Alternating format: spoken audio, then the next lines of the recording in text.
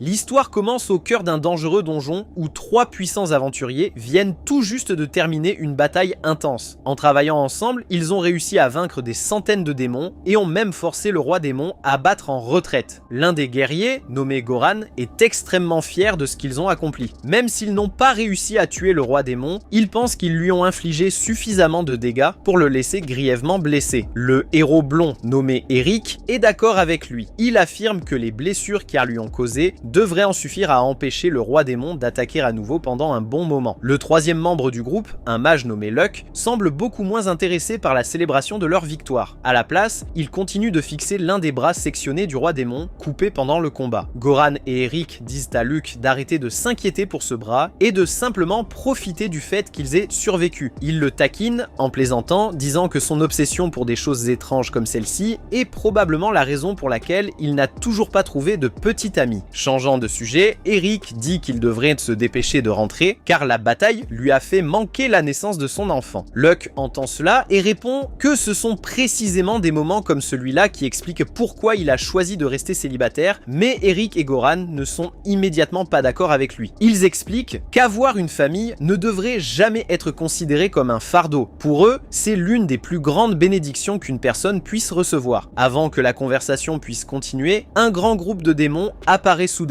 et entoure les 3 aventuriers de tous les côtés. Luck étudie rapidement la situation, il comprend immédiatement qu'après tout ce qu'ils ont déjà traversé, ils n'ont aucune chance de remporter un autre combat direct dans leur état d'épuisement. Sans perdre une seconde, Luck crée 3 cercles magiques en même temps. Il dit alors à Goran et Eric de tout lui laisser et de s'enfuir tant qu'ils le peuvent encore. Eric et Goran lui crient immédiatement dessus, ils lui disent d'arrêter de dire de telles absurdités car il n'est pas question qu'ils l'abandonnent. Luck ne discute pas avec eux, à la place, il lance silencieusement une barrière de terre. Un immense mur de terre surgit soudainement entre eux, emprisonnant Eric et Goran à l'extérieur du champ de bataille, tout en laissant Luck seul face aux démons. Eric et Goran frappent désespérément la barrière et crient à Luck d'arrêter cette folie. Cependant, Luck refuse de les écouter. Il leur rappelle calmement qu'ils ont tous les deux des familles qui les attendent à la maison. C'est précisément pour cela qu'ils doivent survivre, même si cela signifie le laisser derrière eux. Alors que les démons se runent vers lui, Luck libère un sort d'énergie qui traverse la première vague et les abat sur le champ. Debout au-dessus des corps, il reconnaît la vérité inconfortable. Il est déjà en train d'atteindre la limite de ses forces, tandis que les démons ne montrent absolument aucun signe d'arrêt. La situation empire brutalement lorsque la générale démoniaque se matérialise soudainement, l'attrape par la gorge et commence à absorber directement sa force vitale. Lorsqu'elle le jette de côté et s'avance lentement vers lui, s'attendant clairement à l'achever, Luck retourne sa propre technique contre elle. Il utilise la même compétence d'absorption de mana contre elle et l'exorcise sur le champ. Une telle adaptation instantanée n'est possible que grâce à une capacité d'apprentissage unique que possède Luck, lui permettant d'absorber et de reproduire n'importe quel sort utilisé contre lui. Ce qui suit, ce sont plusieurs mois passés à combattre dans ce même donjon, massacrant des démons sans fin. Chaque fois que l'épuisement le rattrapait, Luck lançait un sort appelé marionnette, une technique qui permet à son corps de continuer à se battre seul pendant qu'il dort, lui donnant la possibilité de récupérer sans jamais s'arrêter complètement. Après des mois de ce cycle, Luck commence à se demander s'il a enfin vidé l'endroit de tous ses démons. Puis le roi démon revient soudainement et lui lance une énorme boule de feu droit dessus. Luck dresse une barrière et absorbe l'attaque, sincèrement stupéfait que le roi démon ait récupéré aussi rapidement après la raclée qu'il avait reçue la dernière fois. Il fonce sur lui et tente d'utiliser son toucher drainant, mais le roi démon riposte avec une barrière invisible qui absorbe entièrement la compétence. À partir de là, Luck se retrouve progressivement submergé et la situation atteint un point critique lorsque la lame maudite du roi démon brise complètement son épée. Privé d'armes, Luck abandonne le combat rapproché et se tourne entièrement vers la sorcellerie, lançant simultanément son feu infernal, emprisonnant et son toucher drainant. Les deux attaques touchent en même temps, plaçant le roi démon dans une situation impossible. Il peut soit brûler vif dans le feu infernal, soit voir sa force vitale être consumée par le toucher drainant. Il n'a aucune bonne réponse face à cela. Une explosion aveuglante s'ensuit et lorsque la lumière finit par se dissiper, Luck se relève difficilement du sol et observe la situation. Le roi démon est vaincu, il laisse échapper une discrète célébration, prend la lame maudite comme récompense et se dirige vers la surface. Une fois arrivé là où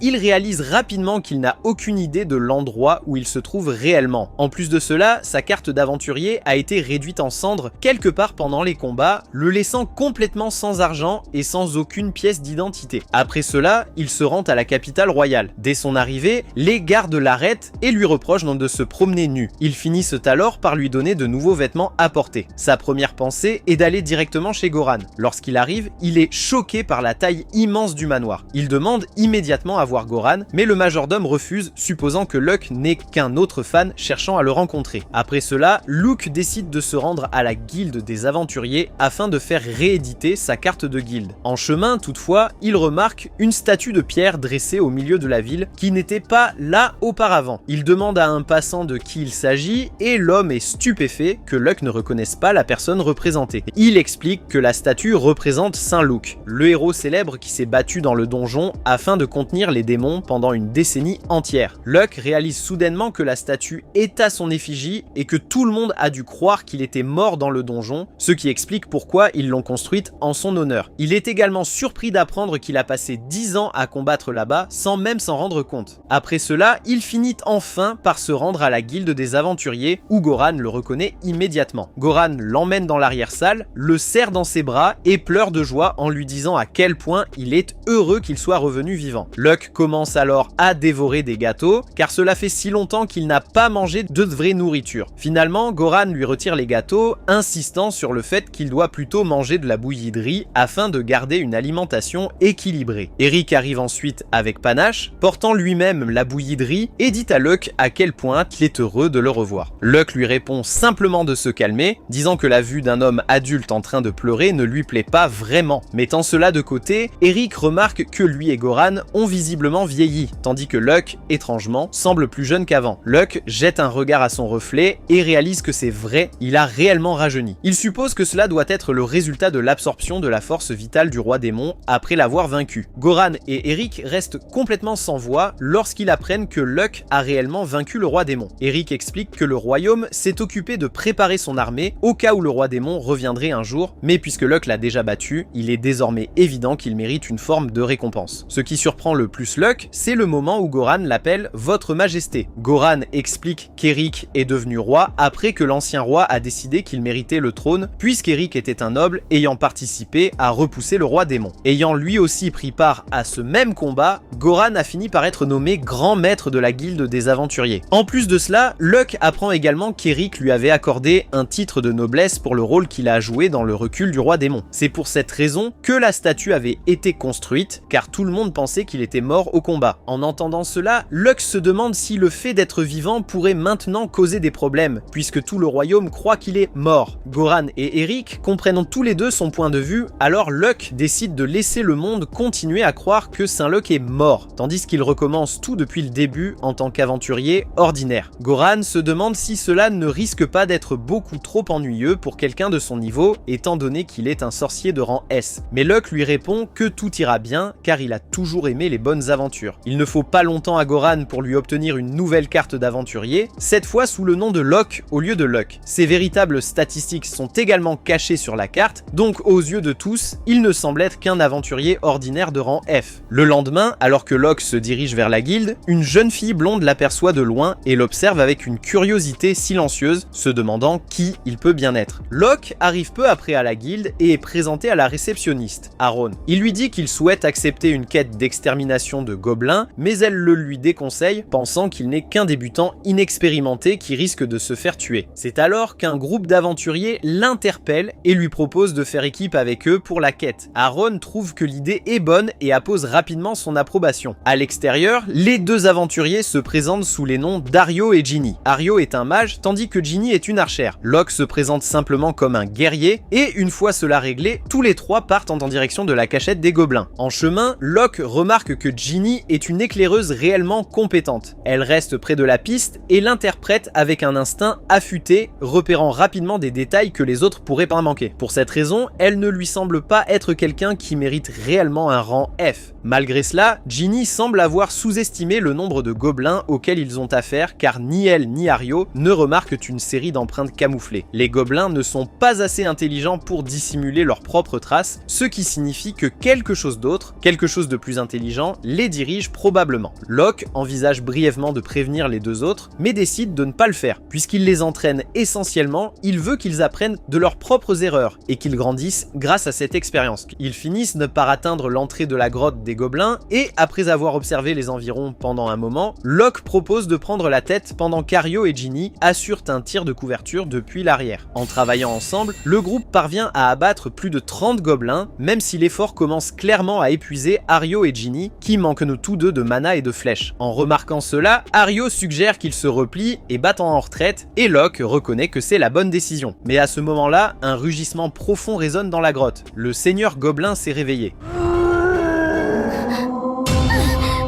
Locke trouve toute cette situation étrange car les gobelins ont montré un niveau de coordination inhabituel depuis le début, presque comme si quelqu'un les dirigeait depuis l'ombre. Alors que le seigneur gobelin se prépare à attaquer, une jeune fille bête apparaît soudainement de nulle part, se jetant dans le combat et ordonnant au seigneur gobelin de ne pas se mettre en travers de son chemin. Furieux après sa provocation, le seigneur gobelin balance son énorme massue en direction de la fille bête. Celle-ci esquive l'attaque avec une grâce agile, puis frappe son épaule avec sa lame. Cependant, la chair cuirassée du monstre est trop épaisse pour qu'elle puisse la trancher. Comprenant qu'un combat difficile l'attend, elle ordonne au groupe de Locke de s'enfuir pendant qu'il en est encore temps. Locke demande à Ario et Ginny de partir les premiers et tous les deux acquiescent. Il se demande s'il pourra s'en sortir seul, mais il semble davantage préoccupé par leur sécurité. Locke avertit les deux aventuriers de rester sur leur garde face à d'éventuelles attaques surprises sur le chemin du retour. Alors qu'ils s'éloignent, Locke félicite Ario d'avoir choisi de partir au lieu de rester par loyauté envers ses compagnons. S'il était resté, il n'aurait été qu'un poids mort dans un combat largement au-dessus de son niveau. Pendant ce temps, alors que la fille bête lutte contre le seigneur gobelin, Locke lui demande nonchalamment si elle a besoin d'aide. Furieuse qu'il ait ignoré son avertissement et refusé de fuir, la jeune fille lui dit de faire ce qu'il veut. Cependant, elle lui ordonne de rester à l'écart du combat, car elle ne fait pas confiance à ses capacités. Locke observe son affrontement, visiblement ennuyé par le manque d'action. Il lui dit qu'elle est en train de perdre face au gobelin, ce qui blesse sa fierté. Elle se demande si Locke pense qu'elle est plus faible que le monstre, mais il lui explique qu'il parlait en réalité de son épée. Comme pour lui donner raison, l'arme de la fille bête se brise soudainement sous les assauts incessants du seigneur gobelin. La voyant apparemment désarmée, Locke lui demande si elle est désormais prête à accepter son aide. Cependant, elle refuse encore et lui ordonne de sortir de la grotte. Elle dégaine une autre épée de son fourreau et fonce sur le seigneur gobelin, bien décidée à le vaincre avec cette nouvelle arme. Soudain, son élan est immédiatement brisé lorsque le seigneur gobelin lui arrache l'épée des mains d'un coup. Cette fois, Locke décide d'arrêter de jouer et se jette directement dans la bataille. La jeune fille le regarde avec stupeur, tandis qu'il affirme avec assurance qu'il va détruire le monstre à lui seul. Le seigneur gobelin pousse alors un rugissement destiné à paralyser Locke, ce qui pousse la fille à se couvrir les yeux. Cependant, Locke reste totalement insensible à l'attaque et découpe le gobelin en 4 morceaux d'un seul coup. En voyant cet étrange homme vaincre un monstre aussi puissant comme si ce n'était rien, la fille bête commence soudainement à éprouver des sentiments pour Locke, ses instincts de guerrière étant éveillés par sa virilité. Cependant, lorsqu'il lui demande si elle va bien, elle ressent une certaine peur envers lui. Elle se présente ensuite comme Sia, la fille du chef de la tribu des hommes bêtes de l'Est. Elle le remercie sincèrement de lui avoir sauvé la vie avant de lui demander qui il est. Locke affirme soudainement qu'il est de rang F, alors elle ne le croit évidemment pas. Il lui montre ensuite fièrement sa carte d'aventurier de rang F. En voyant cela, Sia n'a d'autre choix que d'accepter la réalité. Cependant, elle se demande pourquoi il semble si heureux d'être tout en bas de l'échelle. Il ignore ses inquiétudes et lui demande quel est son rang d'aventurière. Sia révèle qu'elle est de rang B et s'excuse de lui avoir demandé de partir plus tôt. À ce moment-là, elle ignorait totalement qu'elle parlait à quelqu'un d'infiniment plus fort qu'elle. Comprenant qu'elle s'inquiétait simplement pour une personne qui paraissait faible, Locke la rassure en lui disant que cela ne le dérange pas. Il lui demande ensuite quel genre de monstre se trouve tout au fond du donjon. En entendant cette question, Sia reste sans voix car l'identité du boss du donjon était censée rester secrète. Bien que Sia tente d'abord de le lui cacher, Locke perce facilement ses mensonges à jour. Voyant qu'elle refuse de révéler son secret, il se retourne et commence à s'enfoncer davantage dans la grotte. Sia lui demande ce qu'il est en train de faire et il lui répond qu'il prévoit de vaincre le boss final à lui seul. Même si Locke n'a été engagé que pour une petite mission consistant à exterminer des gobelins, il craint que le boss final du donjon ne fasse du mal aux habitants des environs. En entendant ces paroles, Sia lui lui dit soudainement que le boss final n'est pas un adversaire à prendre à la légère. Pour une raison quelconque, elle oublie complètement que son identité était censée rester secrète. Elle révèle que le boss final est un cruel seigneur vampire, bien supérieur au seigneur gobelin. Locke reconnaît que les vampires sont des ennemis beaucoup plus gênants. Cependant, il se rappelle que Sia essayait de nettoyer le donjon, alors il se demande si elle envisageait sérieusement d'affronter le vampire toute seule. Il lui rappelle qu'un vampire est une créature extrêmement puissante et qu'une personne comme elle n'a aucune chance d'en vaincre un sans aide. Sia sait qu'il a raison, mais elle affirme qu'il est de son devoir de vaincre le vampire. Locke acquiesce et recommence à marcher, ce qui la déçoit. Désireuse de raconter son histoire, elle se met à parler même s'il ne lui a rien demandé. Quelque temps auparavant, la tribu de Sia affrontait tout un clan de vampires. Même s'ils étaient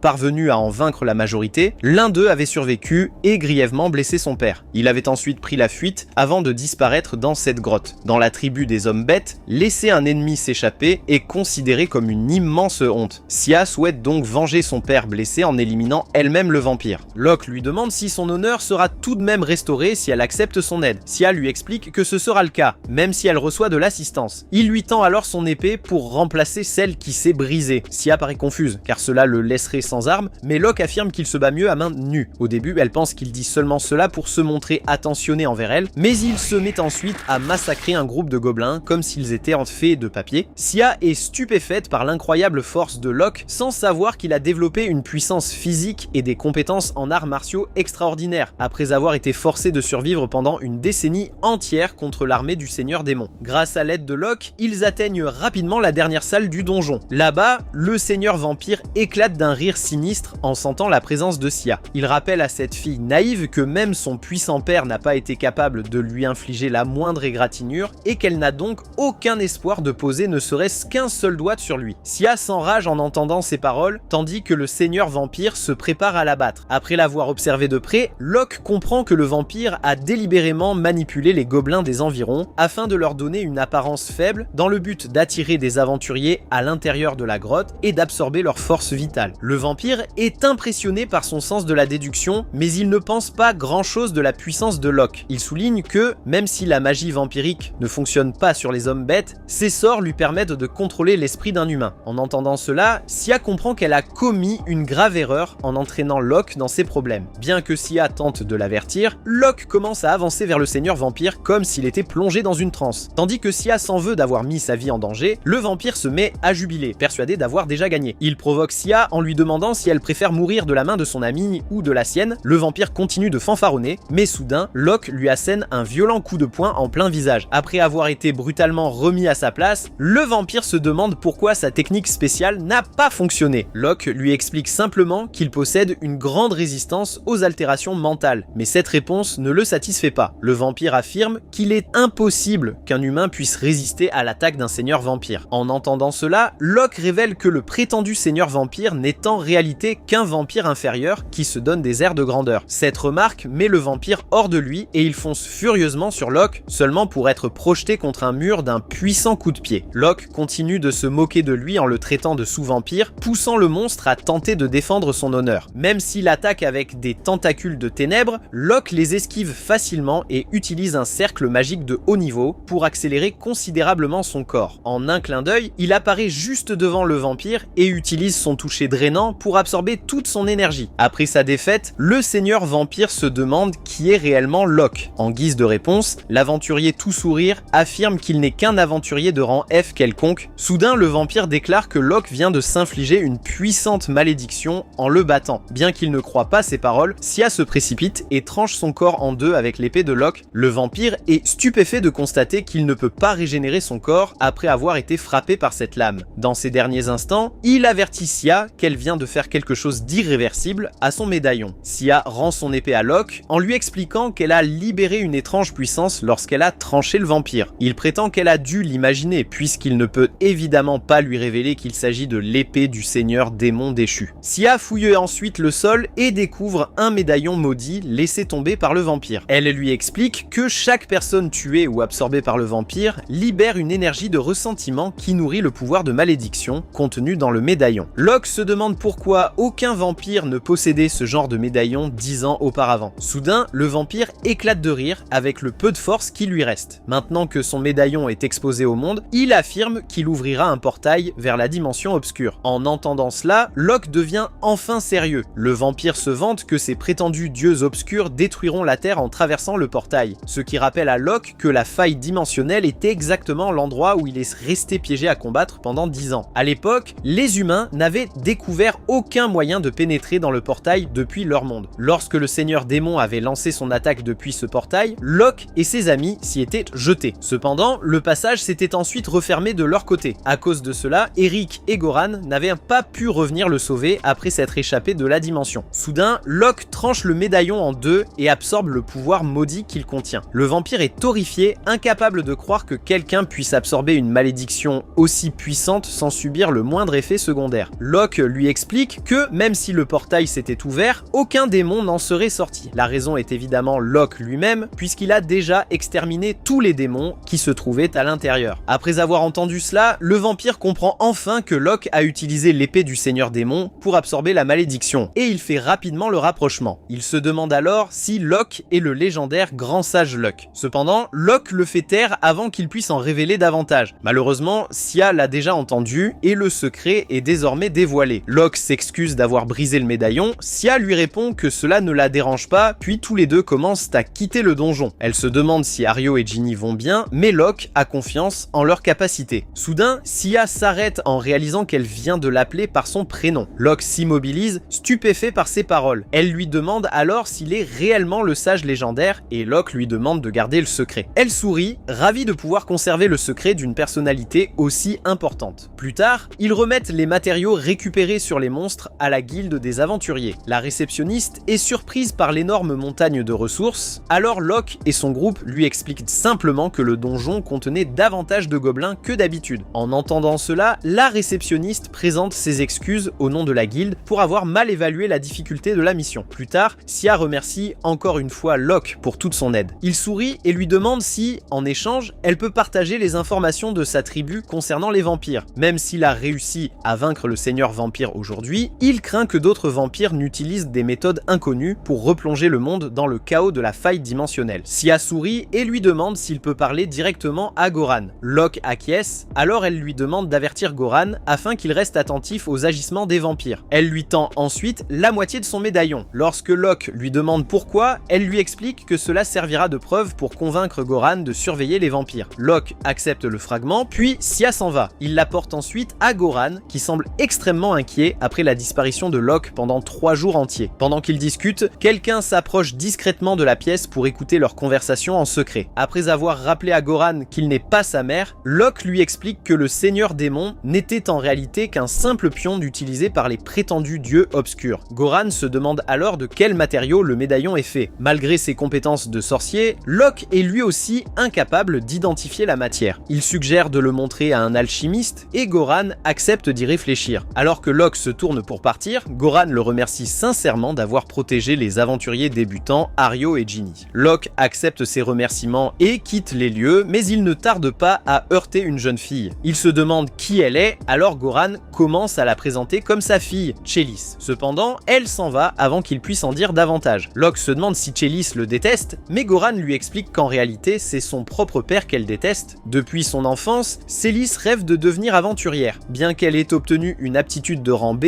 Goran a refusé de la laisser suivre cette voie, craignant qu'elle ne se blesse à cause de son manque d'expérience. Locke lui rappelle qu'on ne peut acquérir de l'expérience que dans le monde réel, mais Goran refuse de laisser sa fille sortir avant d'avoir consulté sa femme, qui se trouve actuellement en voyage dans un pays étranger. Il demande ensuite un service à Locke. Goran lui explique que lorsque sa fille aura 15 ans, elle sera considérée comme adulte et pourra devenir aventurière de son propre chef. Pour cette raison, il espère que Locke pourra garder un œil sur elle lorsqu'elle finira inévitablement par s'échapper. Le lendemain, Locke observe Chalice s'entraîner à l'épée, agacé à l'idée de devoir désormais jouer les babysitters. Cependant, Chalice se montre encore plus irritée lorsqu'elle le surprend en train de la regarder. Plus tard, alors que Locke déjeune dans le manoir de Goran, Chalice entre dans la pièce et s'assoit en face de lui. Sous son regard intense, Locke se sent mal à l'aise et s'attend à recevoir une insulte ou à être rejeté. À la place, elle l'accuse soudainement d'être le fils illégitime de son père, ce qui pousse Locke à briser sa tasse de thé sous le choc. Locke nie immédiatement son hypothèse, mais Chalice pense qu'il ment. Il se demande comment elle peut en être aussi certaine. Alors elle lui explique qu'elle possède toutes les preuves contre lui. Tout d'abord, elle souligne que Goran a attendu que sa femme quitte la maison avant d'inviter Locke à entrer. Ensuite, elle estime que son père était un peu trop heureux de revoir Locke alors qu'il est censé n'être qu'un simple ami. Enfin, elle se souvient à quel point son père s'est inquiété pour Locke lorsqu'il ne se présentait pas. Même si Locke trouve l'inquiétude excessive de Goran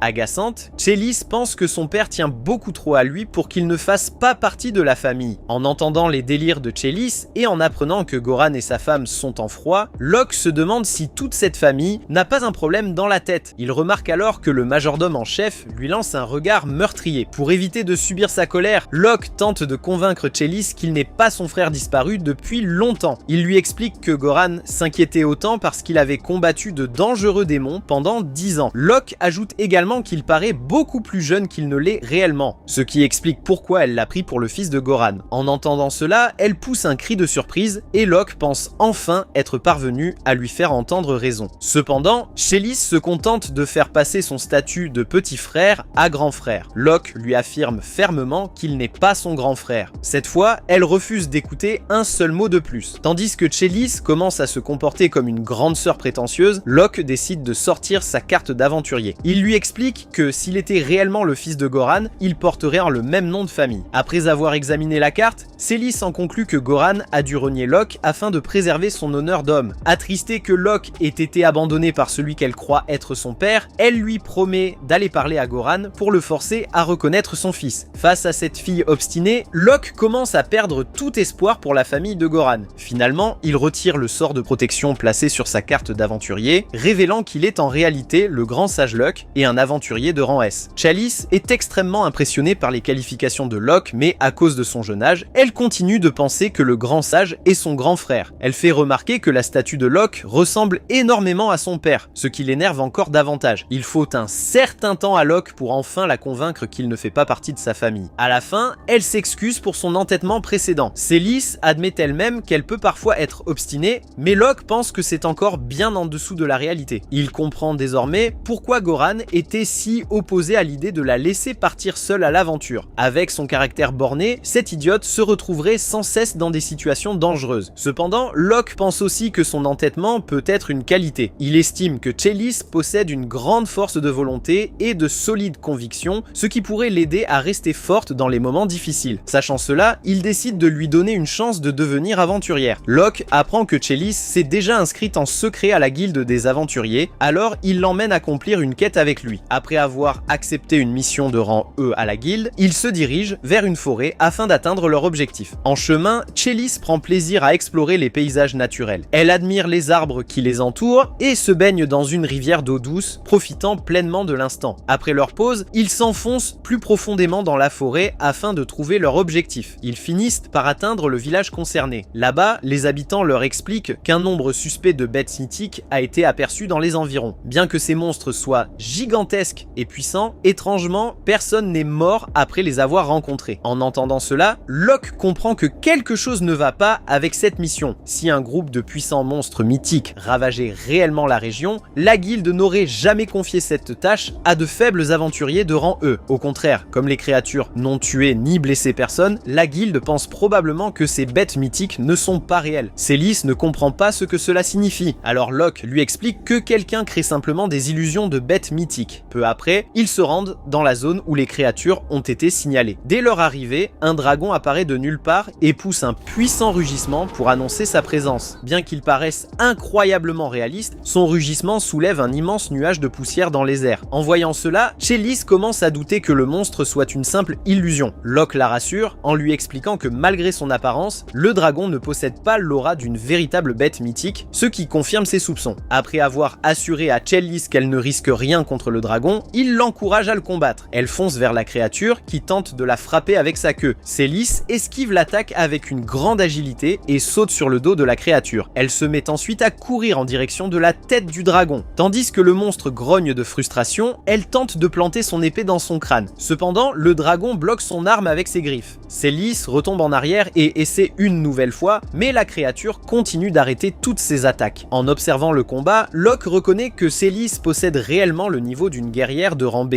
malgré son éducation surprotégée. Toutefois, il est surpris que le dragon soit capable de bloquer physiquement ses ses attaques alors qu'il ne s'agit que d'une illusion. Habituellement, une illusion est loin d'être aussi réaliste que cette créature. Au lieu d'un simple sort d'illusion, le dragon semble être constitué d'une immense paroi de mana presque solide. Grâce à cette concentration extrême, le mana est réellement capable de bloquer les attaques de Célis. Alors que Locke continue d'observer, le dragon semble commencer à perdre patience face à elle. Il rejette la tête en arrière et prépare dans sa gueule une boule de feu chauffée à blanc. Puis, il projette la boule de feu sur Célis qui roule sur le sol en hurlant de douleur. En voyant cela, Locke décide enfin d'intervenir. Il s'élève dans les airs et pose sa main sur la tête du dragon, copiant la technique utilisée pour le créer. Il utilise ensuite son toucher absorbant pour aspirer tout le mana contenu à l'intérieur. Après avoir vaincu le dragon, il dit à Célis d'arrêter de se rouler par terre comme si elle était en feu. Elle se relève alors et comprend que les flammes n'étaient pas réelles. Locke explique que combattre une illusion de front mènera toujours à l'échec. Célis s'agace et se demande pourquoi il ne l'a pas prévenu plus tôt. Elle lui demande également comment on peut vaincre une illusion, alors Locke lui répond qu'elle doit éliminer l'illusionniste. Cependant, comme les illusionnistes ont l'habitude de se cacher, il est difficile de découvrir leur position. Si elle ne parvient pas à trouver sa cible, la seule option restante est de s'enfuir. En entendant cela, Célis se met en colère car elle n'a aucune envie de fuir après avoir fourni autant d'efforts. Locke lui rappelle que si l'illusionniste caché décidait réellement de lui faire du mal, elle pourrait littéralement mourir. En entendant cela, elle admet que s'enfuir semble effectivement préférable à mourir. Locke se retourne ensuite, sachant que l'illusionniste est toujours présent. Il interpelle la forêt et lui demande de se montrer. Puisque cette personne n'a blessé personne avec ses illusions, Locke lui promet de la traiter avec bienveillance. Après avoir attendu un moment, il ne reçoit aucune réponse. Il avertit alors l'illusionniste qu'il enquêtera par la force, puisqu'il est ici pour accomplir une quête. Finalement, la voix de l'illusionniste se fait entendre. Il explique qu'il protège quelque chose de précieux dans la forêt. Locke lui demande s'il ne peut pas déplacer cet objet précieux, mais l'illusionniste admet qu'il est difficile à transporter. En entendant cela, Locke acquiesce. Comme il ne souhaite pas endommager les biens précieux d'une personne innocente, cela ne le dérange pas d'abandonner la quête et de la considérer comme un échec. En entendant cela, Célis se montre très contrarié. Locke rappelle également à l'illusionniste que s'il annule la quête et retourne à la guilde, celle-ci enverra simplement d'autres aventuriers pour résoudre le problème. Cependant, les autres aventuriers ne seront peut-être pas aussi indulgents que lui et pourraient tenter de forcer l'illusionniste à révéler son secret. En entendant cela, l'illusionniste accepte finalement de lui montrer ce qu'il protège. Une étrange spirale apparaît dans sa cachette. Puis le jeune garçon, encapuchonné, sort enfin à découvert. Lorsque Célis aperçoit les cornes sur sa tête, elle est stupéfaite, alors il les recouvre rapidement. Locke, de son côté, se moque complètement de son espèce. Il préfère féliciter le garçon pour son remarquable sort d'illusion. Après l'avoir remercié pour le compliment, Locke se présente comme un simple aventurier de rang F et présente également Célis. Le garçon explique qu'il s'appelle Lucira et qu'il appartient à la race des démons. À voix basse, Célis demande à Locke s'ils peuvent vraiment faire confiance à Lucira, puisque les démons sont censés être des êtres maléfiques. Cependant, Locke corrige cette idée fausse. Même si les démons sont des êtres possédant une immense quantité de mana, il explique qu'ils sont simplement des mages pacifiques qui préfèrent éviter les combats. Il demande ensuite à Lucira de lui montrer ce qu'il cherche à protéger. Celui-ci acquiesce et commence à les guider à travers la forêt. Ce qui pousse Locke à se demander pourquoi il leur accorde sa confiance aussi facilement. Lucira fait remarquer que Locke a réussi à percer son illusion sans la moindre difficulté, ce qui signifie qu'il est un sorcier bien plus puissant que lui. Malgré cela, il n'a pas essayé de découvrir son secret par la force, alors Lucira pense qu'il est digne de confiance. Peu après, ils arrivent devant des ruines anciennes. Au plus profond des ruines, Lucira ouvre la porte d'une pièce secrète. Il annonce ensuite à quelqu'un appelé Seigneur Geberga qu'il est de retour. Lorsque Locke le suit à l'intérieur, il est stupéfait de découvrir que Monsieur Geberga est en réalité un poulet. Alors que Lucira semble lui témoigner un immense respect, Célis le considère simplement comme un poulet ordinaire. En entendant cela, Lucira se met en colère et lui apprend que Geberga est en réalité une créature sacrée appelée un Seraphibou. Curieux, Locke lui demande pourquoi il accorde autant d'importance à Geberga. Lucira révèle alors que cet oiseau magique possède le pouvoir de changer le monde. Il explique que Geberga descend du Seraphibou originel, qui réveilla leur monde au tout premier jour de son existence. Selon la légende, le chant du Seraphibou aurait permis de définir la frontière entre le jour et la nuit, façonnant ainsi leur monde tel qu'il existe aujourd'hui. Pour cette raison, Monsieur Geberga possède le pouvoir d'ouvrir et de refermer des failles dimensionnelles. En entendant cela, Locke se souvient des paroles du vampire qui lui avait annoncé qu'un portail s'ouvrirait dans leur monde, permettant au dieu des ténèbres de l'envahir. Locke se demande si Monsieur Geberga est la véritable cible des vampires pour cette raison, et Luke Shira acquiesce. Il révèle que sa tribu vivait autrefois paisiblement dans le nord, jusqu'à ce que les vampires envahissent leur territoire et massacrent tout le monde afin de s'emparer du puissant poulet. Cependant, le chef de la tribu confia Monsieur Geberga à Luke Shira pour qu'il le protège, et celui-ci parvint miraculeusement à s'échapper vivant du massacre. Depuis ce jour, il s'est réfugié dans ce temple, car les membres de sa tribu lui avaient affirmé qu'il était protégé par une ancienne barrière. Soudain, Locke plante son épée dans le sol du temple.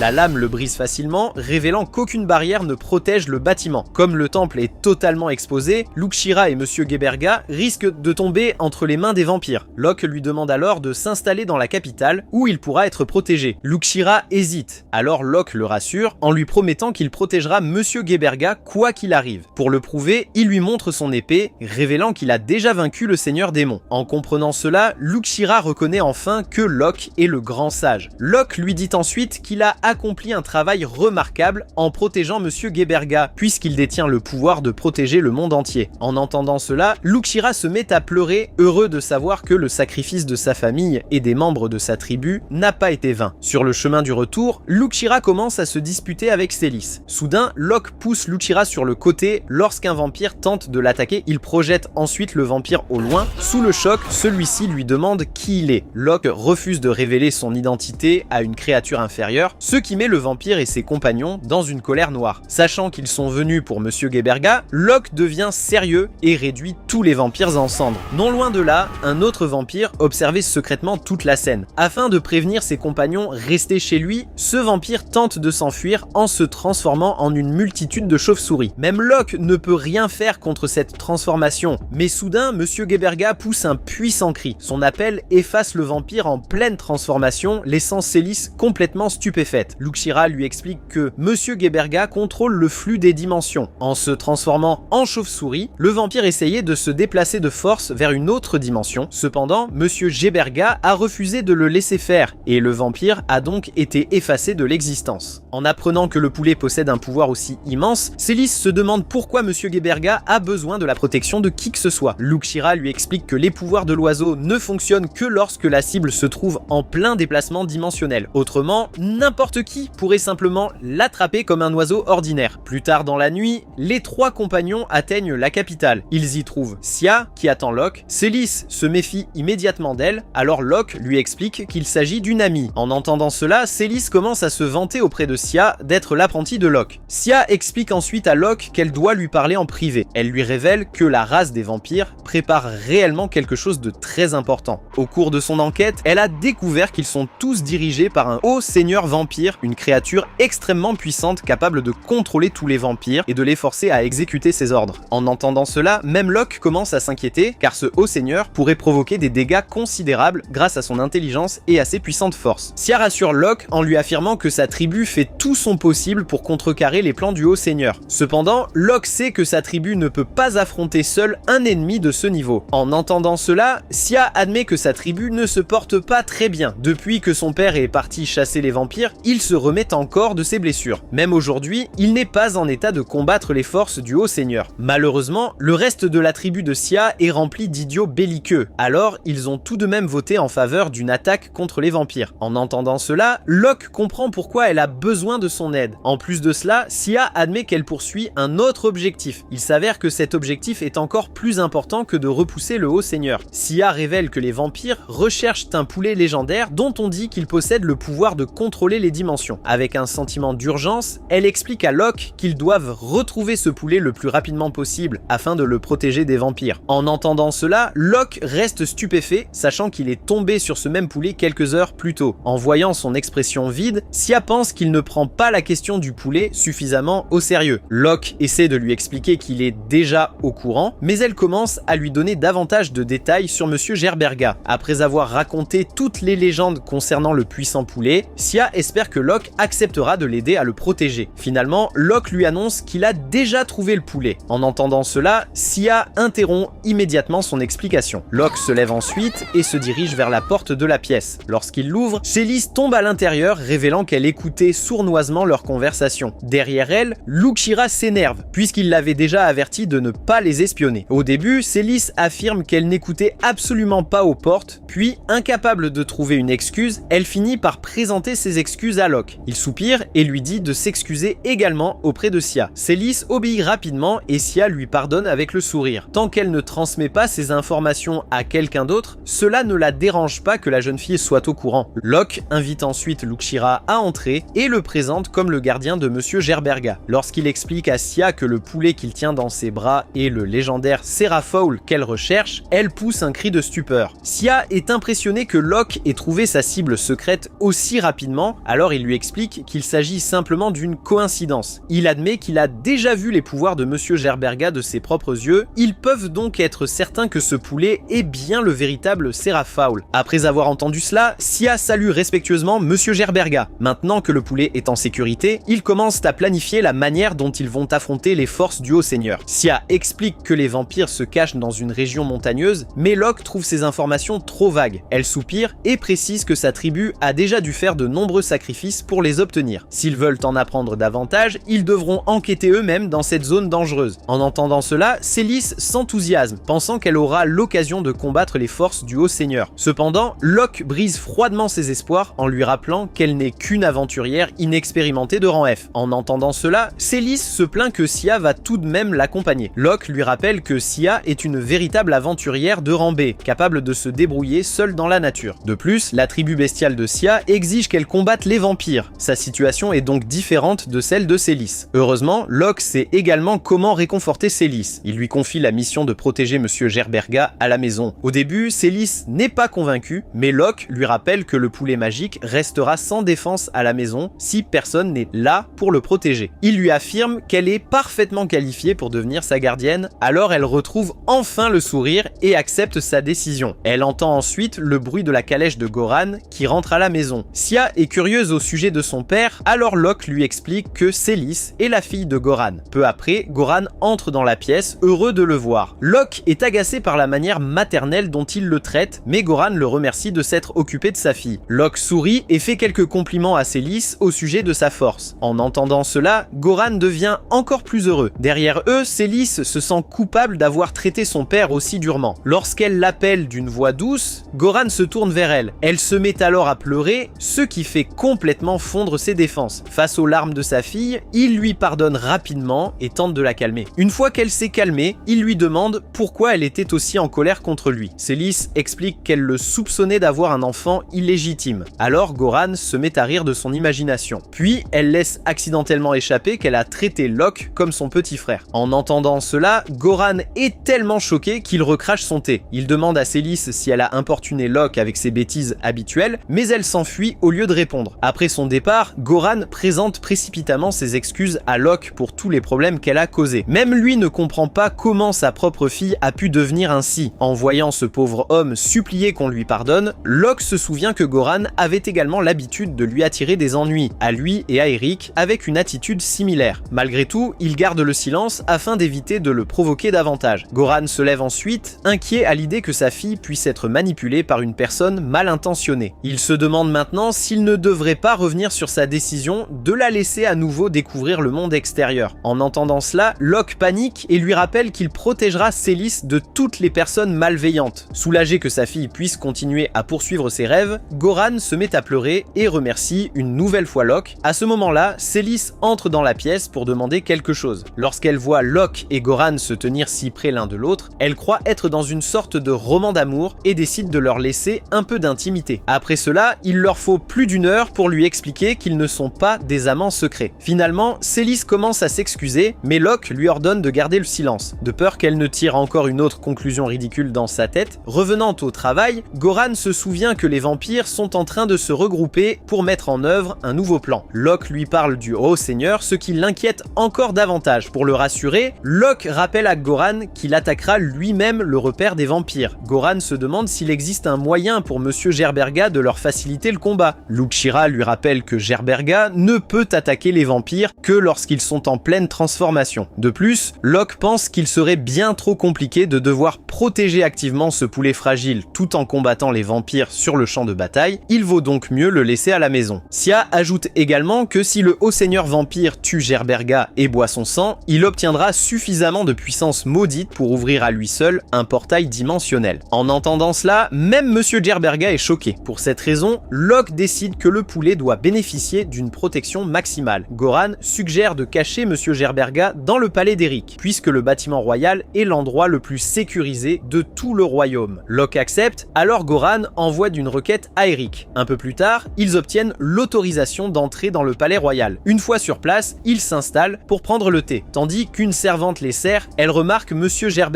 dans les bras de Luxira. Pendant ce temps, Locke est surpris par le nombre d'employés travaillant à l'intérieur du palais. Goran explique que tous ses serviteurs sont de jeunes apprentis d'Eric. En tant que roi, il accepte comme apprentis les enfants les plus pauvres du royaume afin de leur offrir une vie meilleure. Cela fait partie d'un programme d'aide sociale, alors Locke pense qu'Eric est un bon roi. Peu après, Eric entre dans la pièce avec ses deux filles. Après avoir salué Locke, ses filles, Charlotte et Mary, se présentent également. Tandis que Charlotte est heureuse de rencontrer en personne le sage Locke, Mary est tellement enthousiaste qu'elle lui demande un autographe dans son livre illustré. En voyant cela, Locke reste stupéfait. Il se demande d'où vient ce livre illustré, alors Eric lui explique que c'était son idée de créer des livres pour les enfants de tout le royaume, racontant les aventures héroïques de Locke. Même si Eric a fait cela par affection pour son ami, Locke se sent mal à l'aise à l'idée d'être devenu une légende vivante. Luxira révèle que même Monsieur Gerberga adore ses livres d'histoire, ce qui laisse Locke complètement abasourdi. Puis, lorsque Mary remarque le poulet, elle demande à Luxira la permission de le caresser. Peu après,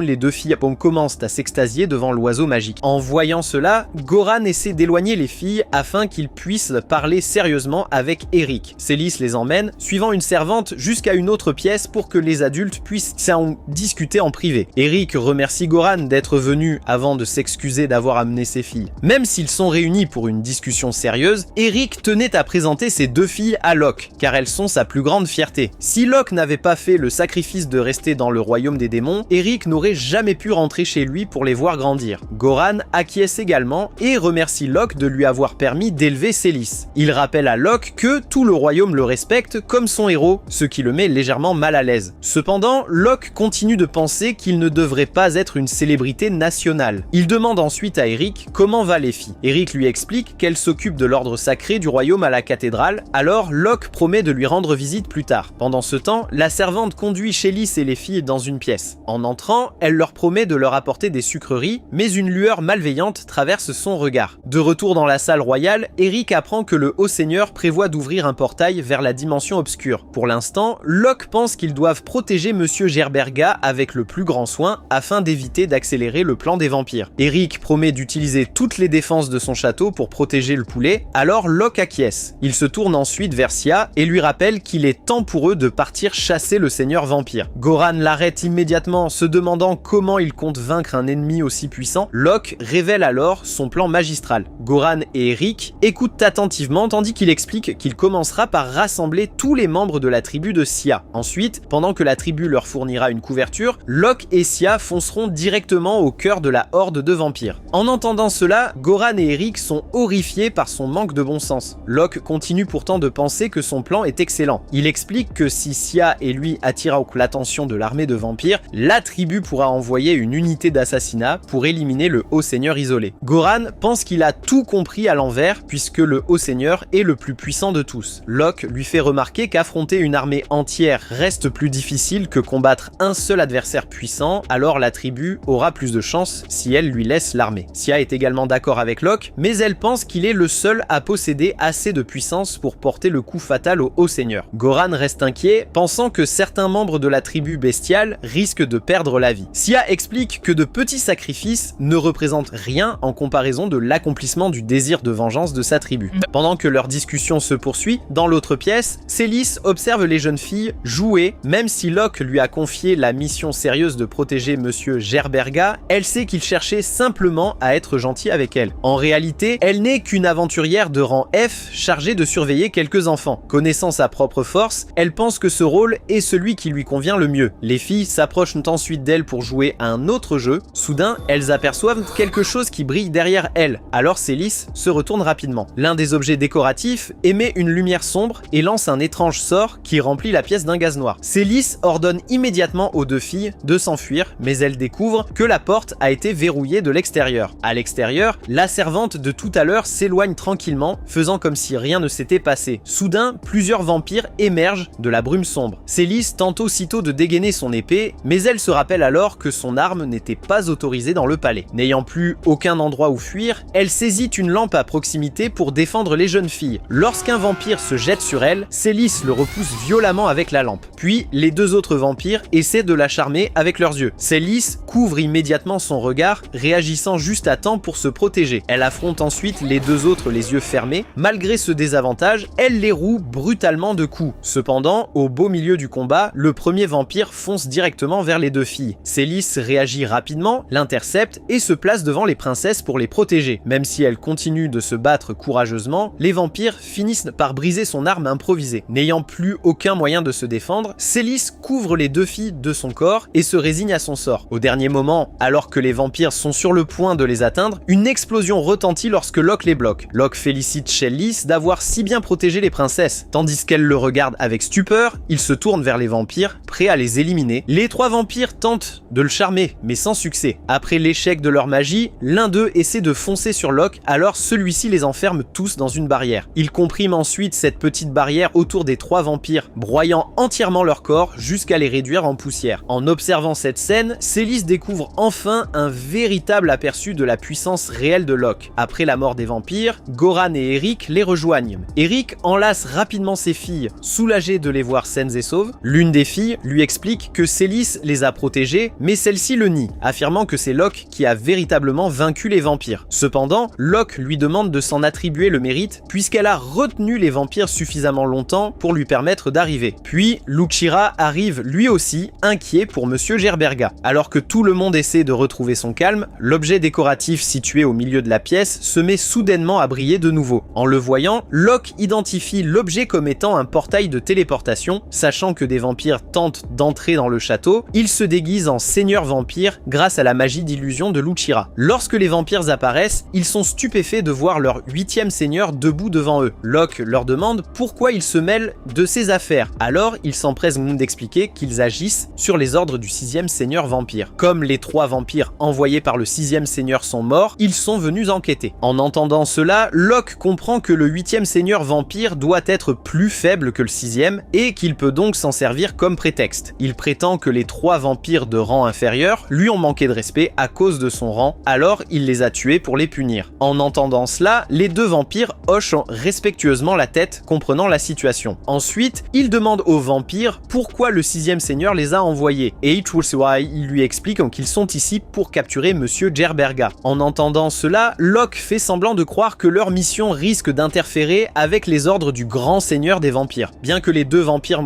comprennent, ils expliquent que le 6e seigneur a lui aussi reçu cette mission de la part du grand seigneur. Pour atteindre son objectif, le 6e seigneur a envoyé de nombreux humains charmés afin de surveiller le palais royal. En entendant cela, Locke comprend la situation et tue les vampires. Il demande ensuite si l'objet décoratif se trouvait depuis toujours dans la chambre des princesses. Célis secoue la tête et lui explique que c'est la servante Rohanna qui l'avait apporté à l'intérieur. Cela signifie que la servante a été charmée par le 6e seigneur afin d'introduire discrètement un cercle de téléportation dans la pièce. En entendant cela, Célis part rapidement arrêter Rohanna. Sia l'accompagne également, alors Locke demande à Eric de cacher ses filles dans un endroit plus sûr. Puis, il dit à Goran de protéger Monsieur Gerberga. Goran se demande pourquoi il lui confie le poulet, alors Locke lui explique qu'il va traverser le portail de téléportation afin de tuer le 6e seigneur. Même si Goran s'inquiète de le voir partir seul, Locke saute rapidement dans le portail avant qu'il puisse l'en empêcher. Le portail le conduit à l'intérieur d'un palais obscur où une seule porte est visible. Il défonce la porte et élimine instantanément le premier groupe de vampires de Baran qui se trouve à l'intérieur. Derrière lui, d'autres serviteurs vampires se précipitent pour attaquer Locke, mais le seigneur vampire qui se tient derrière eux les tue tous. En voyant cela, Locke n'est pas surpris qu'un monstre maléfique puisse tuer les siens. Le 6e seigneur s'avance sans éprouver la moindre culpabilité et se prépare à l'affronter. Locke fonce sur lui, mais le seigneur vampire part son attaque. En voyant son épée tenir tête à l'arme du seigneur démon, Locke ordonne au vampire de la lui remettre. Il recule ensuite et lance une attaque fulgurante contre le seigneur vampire. Cette fois, le vampire échoue à bloquer l'attaque et la lame lui tranche la bouche. Alors qu'il recule, terrifié, Locke le coupe en deux avant qu'il puisse faire quoi que ce soit d'autre. Le 6e seigneur se demande qui est ce puissant guerrier. Locke lui répond qu'il n'est qu'un aventurier de rang F, mais le vampire ne le croit absolument pas. Locke lui demande comment ses serviteurs sont entrés dans le palais royal, mais le 6e seigneur refuse de parler. En voyant cela, il lui plante une épée en plein visage. Alors qu'il agonise, le 6e seigneur avertit Locke de profiter de la belle vie qu'il mène jusqu'à l'arrivée du jour sombre. À ce moment-là, son maître mettra fin à ses jours. Après avoir prononcé cet avertissement, le seigneur vampire périt, révélant sa médaille maudite. Locke détruit rapidement la médaille, libérant le ressentiment de milliers d'innocents massacrés par le vampire. Puis, il entend une voix appeler à l'aide dans une pièce voisine. Lorsqu'il entre dans la pièce, il découvre que cette voix n'est elle aussi qu'un sentiment résiduel appartenant à quelqu'un qui est déjà mort dans la prison. En voyant son squelette, Locke s'agenouille, frustré de ne pas avoir pu le sauver à temps. Il tue ensuite tous les autres vampires de rang inférieur présents dans le palais avant de sortir. Dehors, il découvre un paysage totalement désolé. Le village entier est vide, rempli de vêtements abandonnés qui étaient autrefois portés par les habitants. Durant la période où le 6e seigneur vivait ici, ses serviteurs et lui avaient déjà tué tout le monde afin d'absorber leurs ressentiments. Locke traverse le village en contemplant ce spectacle déprimant. Après un moment, il retourne au palais royal où Eric et Goran l'attendent. Locke leur annonce qu'il a tué le 6e seigneur, mais il ne ressent aucune joie après avoir vu ce qui est arrivé aux villageois innocents. En entendant cela, Goran reconnaît que c'est aussi sa responsabilité. En tant que maître de la guilde, il aurait dû se montrer plus vigilant dans ses recherches sur les vampires et mieux protéger les villages environnants. À cet instant, il ne peut rien faire d'autre qu'organiser les funérailles de tous les villageois morts. Pendant ce temps, le personnel du palais d'Eric arrête tous ceux qui avaient été charmés par le 6e seigneur. Après que Locke a tué le 6e seigneur, certains membres du personnel se sont immédiatement transformés en poussière, révélant qu'ils s'étaient entièrement soumis aux vampires. D'un autre côté, de nombreux autres employés, comme Rohanna, se sont évanouis, puisqu'ils n'avaient été charmés que temporairement. Désormais, ils sont tous emprisonnés et attendent de recevoir un traitement avant de pouvoir sortir. Sia explique à Célis qu'il reste encore de l'espoir pour Rohanna et les autres, ce qui la soulage. Malgré tout, Eric remarque que cette attaque a entièrement révélé le manque de sécurité de son palais. Désormais, il ne peut plus garantir qu'il sera capable de protéger Monsieur Gerberga, même à l'intérieur de l'enceinte du palais. Locke ne semble pas vraiment s'en soucier et annonce froidement qu'il va tuer le grand seigneur dès que possible. En entendant cela, Eric et Goran deviennent tous les deux sérieux. Puis, une lueur malicieuse apparaît dans leurs yeux, ce qui surprend Locke. Goran lui rappelle que s'il veut tuer le grand seigneur des vampires, il aura besoin de toute l'aide possible. Locke comprend, mais il souligne également qu'Eric et lui ont leurs propres responsabilités en tant que maître de la guilde et roi. Eric pense que son petit frère serait un excellent remplaçant, tandis que Goran fait remarquer que n'importe qui d'autre peut devenir maître de la guilde. Cependant, personne ne peut remplir le rôle des amis et partenaires les plus fidèles de Locke. Bien que Locke soit surpris par leur enthousiasme soudain, il est heureux de voir que ses vieux amis sont toujours prêts à combattre à ses côtés. En observant la scène, Sia est incroyablement